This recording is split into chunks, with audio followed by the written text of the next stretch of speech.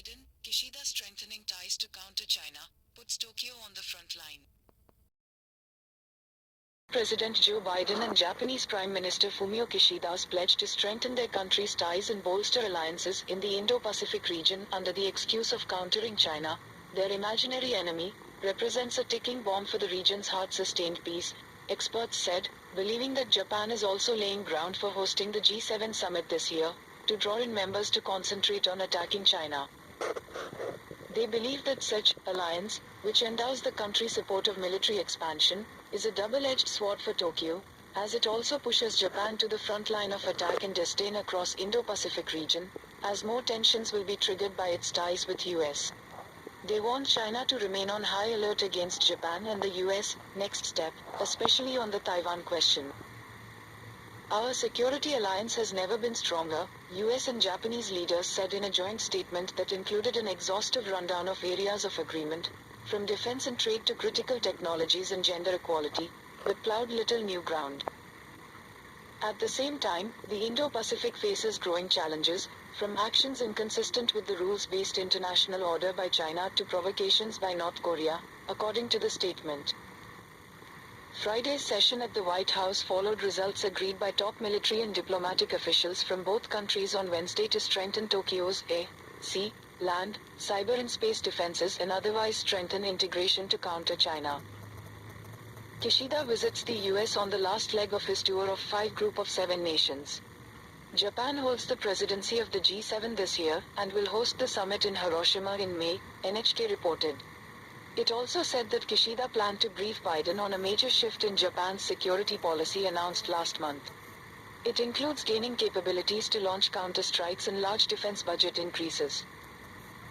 Meeting with Biden was the top priority of Kishida's agenda, and its aim is to collude with the US to counter China, Lu Chao, an expert on the Korean Peninsula issue at the Liaoning Academy of Social Sciences, said. At the same time, Japan is laying ground for the G7 summit, which will be held in May this year, to draw members to concentrate on attacking China. The expert also warned China to remain high alert on Japan and the US next steps, especially on the Taiwan question. Japan's move to boost its military ability and strengthen cooperation with the US and other European countries is actually seeing China and other neighboring countries as imaginary enemies. Such moves will certainly bring huge uncertainty to the Indo-Pacific region, Hu Jiping, deputy head of the China Institutes of Contemporary International Relations, told the Global Times. In a bid to project a more positive agenda as space becomes increasingly militarized, the two countries signed a US-Japan Space Cooperation Framework Agreement on Friday to jointly explore the Moon and other celestial bodies for peaceful purposes. Li Hadong, a professor at the Institute of International Relations at the China Foreign Affairs University in Beijing. He told the Global Times on Saturday that not only the move of introducing Western powers into the Indo-Pacific will undermine regional peace and stability, it also sows discord among regional countries, thus making international cooperation more difficult on issues such as economic recovery and climate change. In response to the 2+2 security talks between Japanese and US officials, Wang Wenbin, spokesperson of China's Ministry of Foreign Affairs, said on Friday that they claim to uphold the rules-based international order, but what they do is trampling on international law and the basic norms governing international relations and grossly interfering in other countries' internal affairs. What they have done poses a real challenge to regional peace, security and stability. The strengthening of ties, seemingly to benefit Kishida's government, is believed by Chinese experts to backfire on Tokyo more than Washington, as it has put Japan at the front line of counterattacks and riskier position.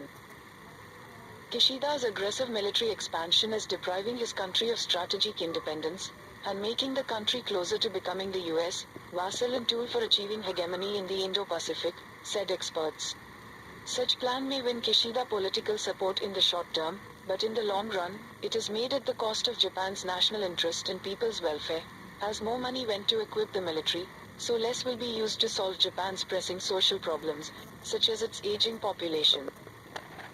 Several worker and student groups have protested on the streets in Tokyo on Friday, denouncing Japan's military expansion that disrupts people's lives. The Global Times learned from the organizer of the protests that based on Japan's new documents on security, It is specifying joint combat plans with the US targeting China, and that the Japanese government is going to pass $6.8 trillion, $50 billion military expense budget in the Japanese Diet. The Kishida government has tied itself on the US chariot, and heading all the way to war. Under this trend, Japan will be part of war in the future, the organizer said.